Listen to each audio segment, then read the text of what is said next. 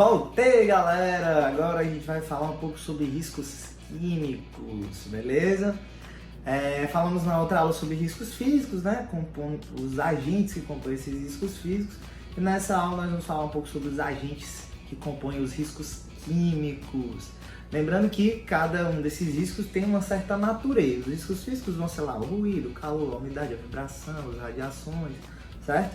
E aí agora a gente vai falar dos riscos de natureza química, certo? Que riscos seriam esses, tá bom? Então a gente vai ter uma série de fatores, ou seja, de agentes, de tipos de riscos, tá? Dessa natureza, dos riscos químicos. Então os agentes de risco químico, eles são divididos em algumas, como é que eu posso dizer? Algumas características, tá?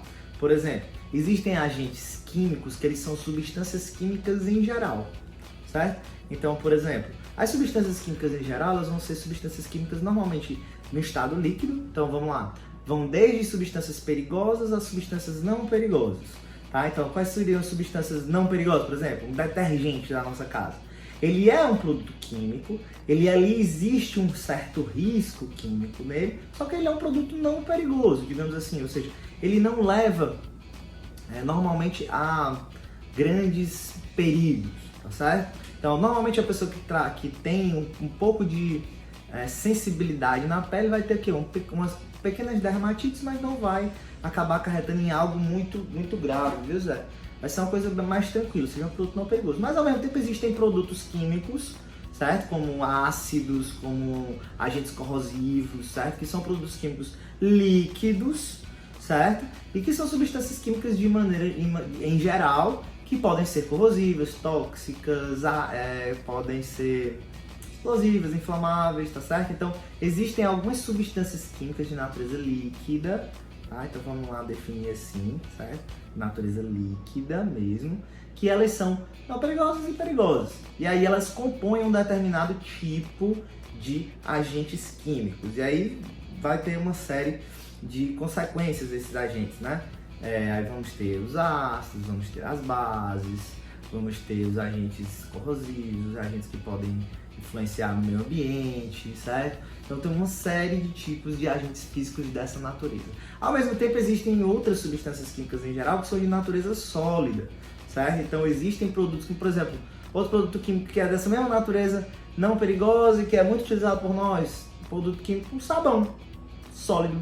Ele é um produto químico, ali existe um risco atrelado a ele, mas ele não é tão perigoso assim, tá bom? Então ele também pode provocar algumas dermatites, mas ele não é lá um produto de grande perigo. Mas já existem outros produtos químicos sólidos, que eles são explosivos, quando entram em contato com outras substâncias eles explodem ou entram em inflamabilidade, tá certo? Então nós temos aí uma série de produtos químicos, que a gente chama de produtos químicos em geral, que normalmente estão no estado sólido ou no estado líquido em quantidade. Tá? Por exemplo, uma tinta é um tipo de produto químico em geral que se encontra, né, dentro de uma lata, ou então você utiliza nas paredes, tá bom?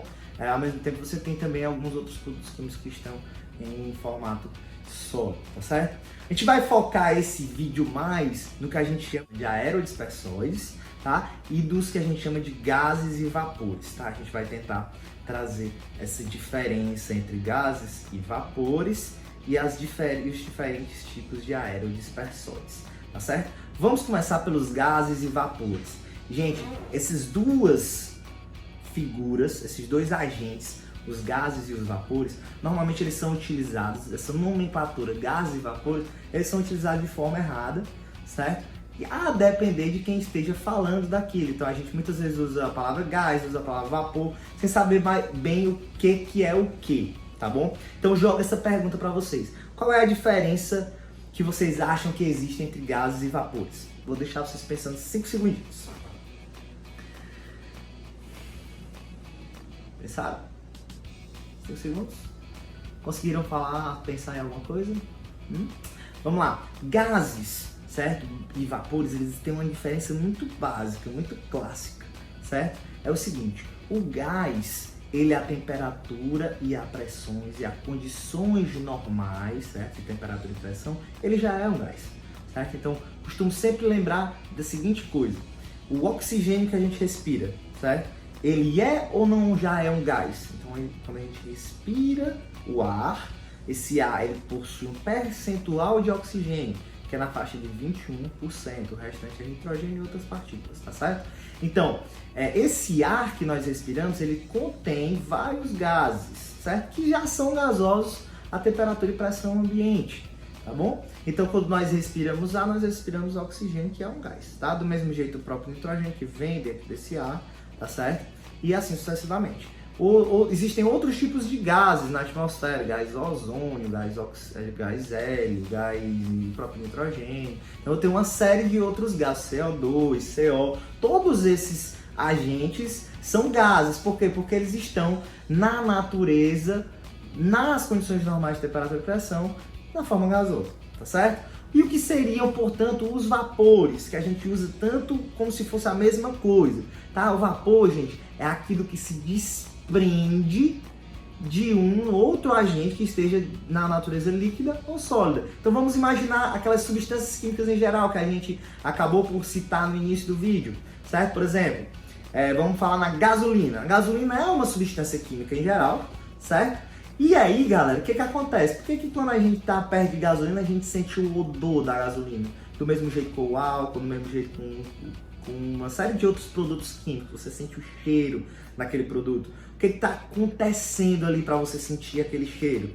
Aqui o que está acontecendo é que estão se desprendendo daquele material que é líquido ou sólido, a temperatura e pressão ambiente, algumas partículas no estado gasoso. Essas partículas no estado gasoso, elas não são gases, pessoal.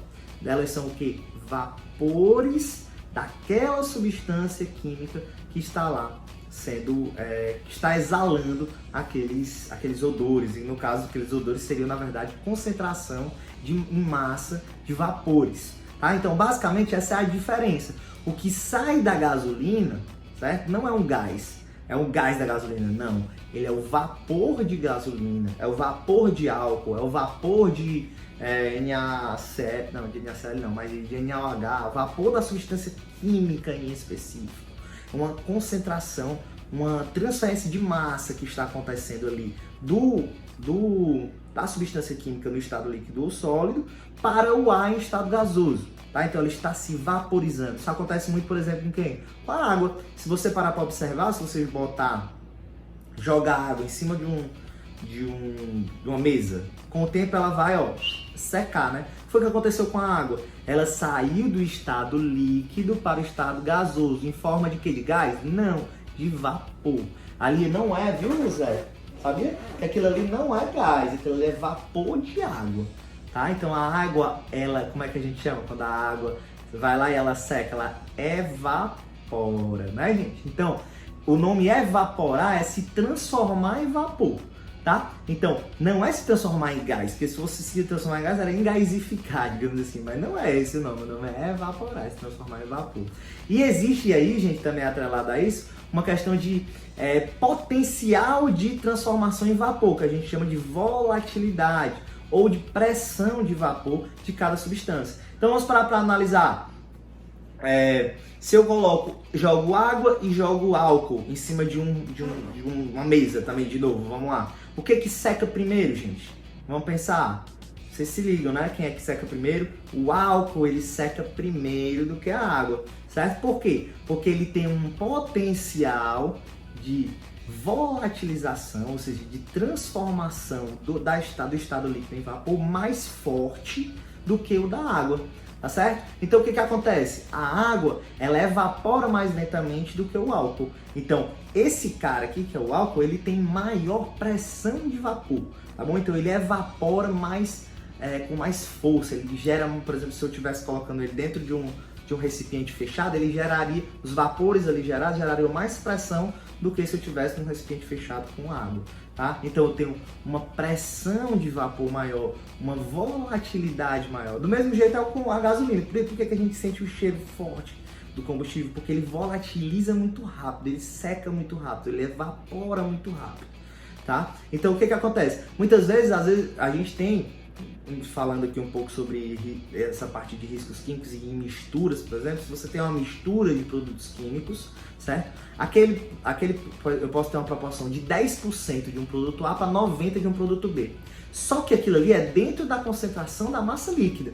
Se eu tenho, entre esses dois componentes químicos, se eu tenho um que tem uma volatilidade muito maior que a outra, na concentração de vapor, eu posso ter, enquanto eu tinha 10% de A e 90% de B na fase líquida, certo? Na concentração de vapor, eu posso ter totalmente o contrário. Se a pressão de vapor de um for maior que a outra, eu posso ter 90% de A e 10% de B na fase vapor. Então não é porque uma substância tem pouca concentração na fase líquida de um determinado agente perigoso que na fase vapor aquela substância vai ter menos ou vai ter a mesma quantidade. Pode ser que ela tenha muito mais, a depender da pressão de vapor e da volatilidade que uma determinada substância química possa vir a ter.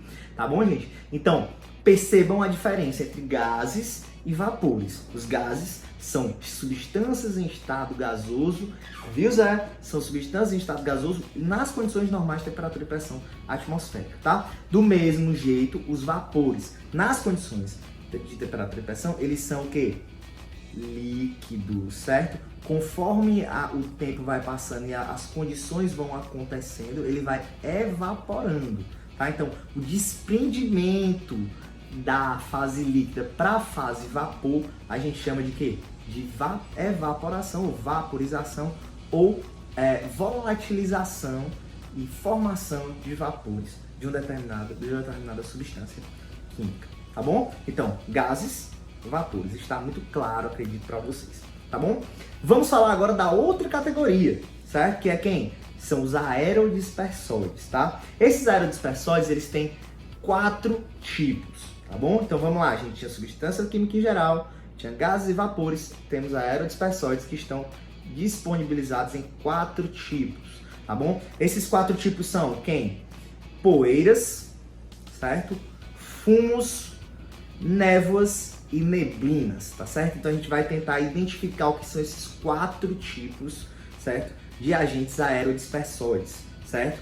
Vamos só definir uma coisa, poeiras e fumos são aerodispersóides do tipo sólido, galera, pega papel, pega caneta e vamos anotar isso aqui, tá?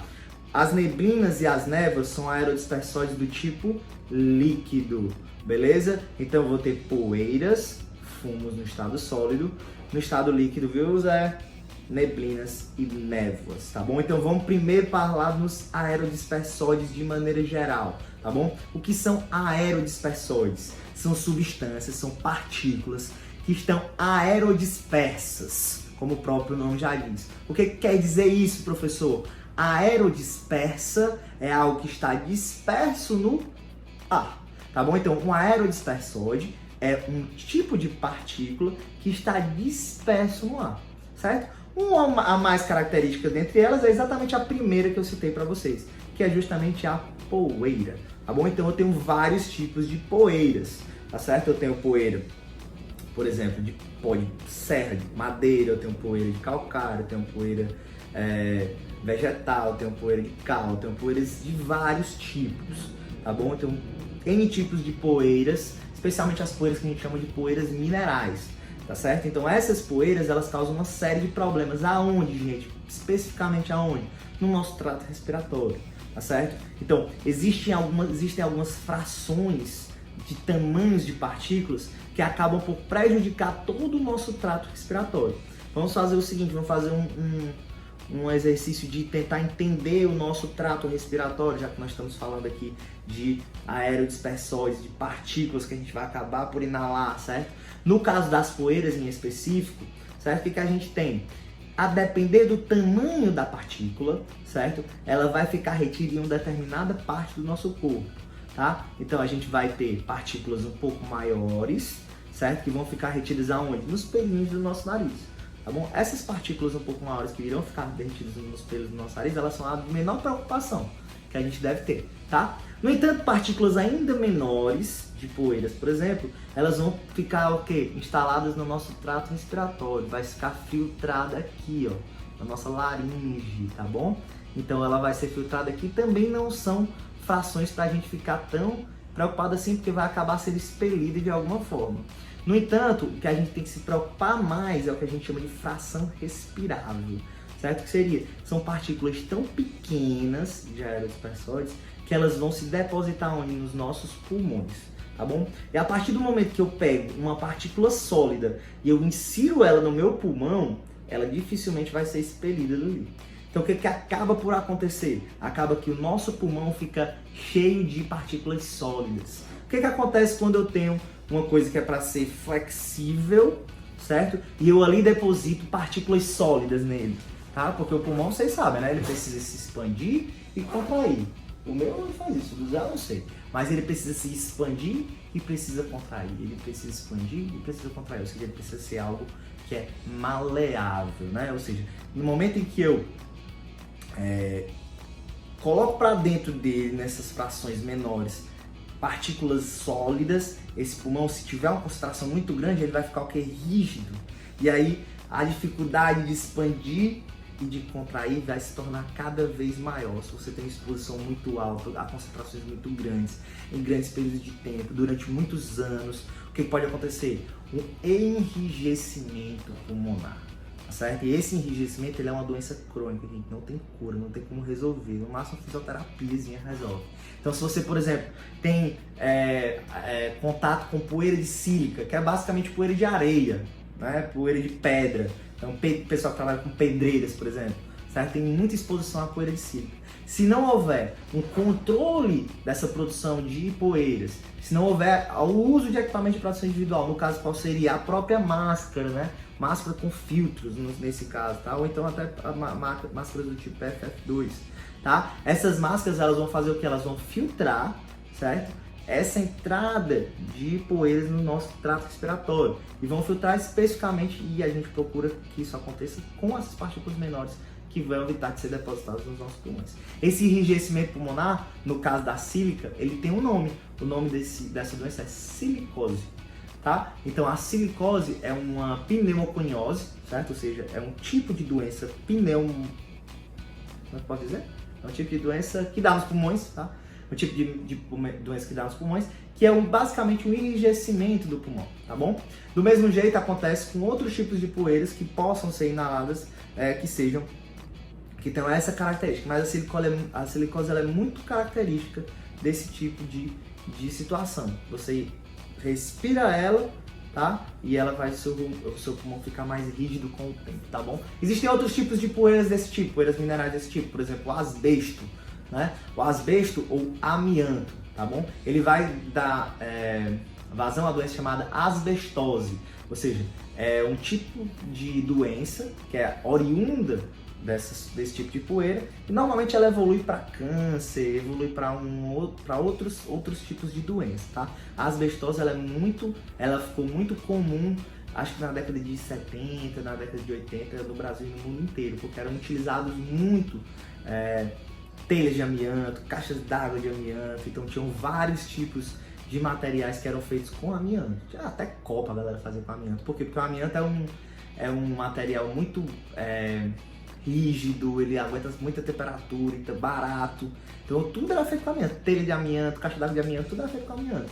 E as pessoas que instalavam essas telhas, que instalavam as caixas, que produziam, todo mundo tinha muito contato com essa poeira de amianto. Só que é uma poeira considerada cancerígena. Hoje o amianto ele foi praticamente banido no Brasil por uma ação direta de inconstitucionalidade, tá? Porque é um produto extremamente perigoso. Mas é um tipo de poeira. E ele ainda é comercializado, tá? Em alguns casos ele ainda é comercializado, tá? A gente tem outras poeiras um pouco de características mais específicas, como por exemplo, eu tenho a poeira do bagaço da cana-de-açúcar, que vai gerar a bagaçose, que é um outro tipo de doença ocupacional, tá? Que está relacionada não à poeira em si, do bagaço da cana-de-açúcar, mas um fungo que está associado àquela poeira, ele fica lá naquela poeira. Se você tiver alergia àquele fungo, você acaba por desenvolver essa doença, a asbestose, tá? A gente vai ter poeiras de algodão, por exemplo, que é conhecido como bicinose, que é um outro tipo de doença, tá? Que vai estar associada à histamina, que é liberada pela poeira, tá bom? Então a gente tem uma série de tipos de poeiras, certo? Que vão ocasionar no trabalhador essas doenças pulmonares, tá bom? Normalmente elas vão ser reduzidas o quê? Com umidificação do processo, com utilização de equipamentos de proteção individual, exaustão dos locais de emissão de poeiras, tá bom? Então essas são as medidas normalmente utilizadas para que você possa mitigar a exposição do trabalhador a poeiras. Lembrando uma coisa que eu esqueci de comentar, que o que são na verdade as poeiras, porque agora a gente vai passar para o outro tipo de aerosol sólido sólido, é importante que a gente tenha a noção da definição do que são essas poeiras. A poeira, gente, é o seguinte, só para vocês entenderem a diferença para o fumo metálico, que é o outro aerosol sólido. A poeira, galera, ele é o seguinte, eu tenho um pedaço sólido maior e esse pedaço ele é mecanicamente quebrado em partículas menores que se dispersam pelo ar. Tá? Então, perceba, como se eu tivesse uma pedra e quebrasse ela em partículas bem pequenininhas e essas partículas saíssem se aerodesprendendo, se aerodispersando, certo? No nosso ambiente, tá bom? Então, partículas maiores quebradas mecanicamente, tá? Então, essa é a definição de poeira, beleza? A definição de fumo metálico, certo? Normalmente a gente chama fumos, mas eles são bem associados aos fumos metálicos. Normalmente são desprendidos de metais, bem especificamente, em alguns tipos de operações de engenharia, por exemplo, como operações de soldagem. É o exemplo mais clássico de desprendimento de fumos metálicos. O que é que acontece, na verdade, quando se formam esses fumos metálicos? A gente vai ter o quê? Uma condensação de vapores, uma oxidação de vapores. Percebem? A poeira eu tenho uma quebra mecânica de uma determinada estrutura. Aqui eu tenho uma transformação química, tá? Eu oxido o vapor e ele se torna uma coisa sólida. Eu condenso um vapor a ponto de ele se tornar uma partícula sólida, beleza? Então, feito um processo de soldagem, aqueles vapores da solda, que você já deve ter observado alguma vez quando viram algum processo de soldagem, eles se desprendem e quando entram em contato com a atmosfera, né, eles se transformam, eles se oxidam em partículas sólidas de metais que se desprendem do processo de soldagem. Tá? Então aí pode ser fumos de manganês, fumos de níquel, fumos de ferro, fumos de vários tipos de materiais metálicos, tá bom? Então, essa é a característica principal dos fumos, tá? Eles são bem diferentes das poeiras, eles são uma transformação química e aqui nós temos uma transformação mecânica, beleza? Do mesmo jeito, gente, é quando a gente vai falar um pouco sobre os aerodispersóides líquidos, beleza? Que são quem? As névoas e as neblinas, tá? As névoas e as neblinas é uma coisa bem parecida, tá bom?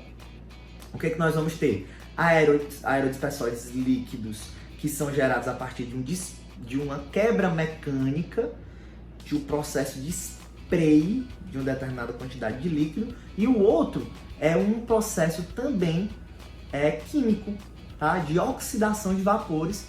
Essa oxidação ou condensação de vapores vai transformar aqueles vapores em líquidos, tá bom? Então vamos tentar fazer um exercício também mental. Quando você está andando na serra, quem já andou na serra consegue ver, muitas vezes você consegue enxergar, certo? Um branco assim, tudo branco, de madrugada, assim, 5 horas da manhã, quando você está acordando, fica tudo meio esbranquiçado, por causa do frio. Pessoal, não, tá frio, tá cheio de neblina, né? Não é névoa, tem gente que chama de névoa, aquilo não é névoa, aquilo ali é neblina. O que é a neblina da serra de madrugada? A neblina na serra de madrugada é basicamente o quê? Uma condensação de vapor d'água, tá? Então eu condenso os vapores d'água, certo? E aquele vapor se transforma em partículas líquidas. Inclusive, se você andar dentro de uma névoa dessa, você sente os pinguinhos vindo em você. Então aquilo ali é uma neblina, é uma transformação química de um vapor por condensação numa partícula líquida que está aerodispersa, certo? No caso ali é água, mas você pode ter uma aerodispersão de neblinas, certo? A partir de algum sistema químico, alguma reação química que desprenda neblinas, tá bom? Então, ou então algum tipo de operação que vai desprender aerodispersóides líquidos na forma de neblinas. Já as névoas, gente, como eu acabei de comentar, são processos de spray, tá? O que é isso, gente? Você vai ter uma massa líquida sendo quebrada mecanicamente. Percebam? É como se as névoas fossem quem? As poeiras. E as neblinas fossem os fumos, mas só que agora no que diz respeito a aerodispersóides líquidos, beleza? Então vamos ver aqui o seguinte, as névoas, elas são o quê? Basicamente spray, a gente coloca na cabeça de vocês, névoas são processos spray. Então quando é que aparecem o surgimento de névoas? Quando você faz uma pintura à pistola, certo?